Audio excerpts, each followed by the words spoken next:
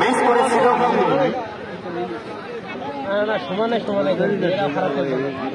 দর্শক শ্রোতা, আমরা কিছুক্ষণের মধ্যে বিরতিতে চলে যাবো, যেহেতু নামাজের সময় হয়ে গেছে।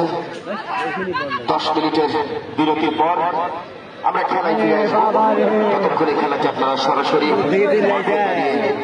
বা অন্যান্য চ্যানেলের মাধ্যমে লাইভ।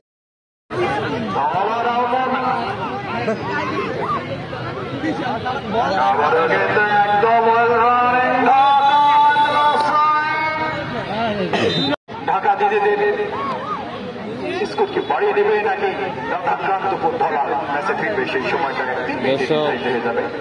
আবারও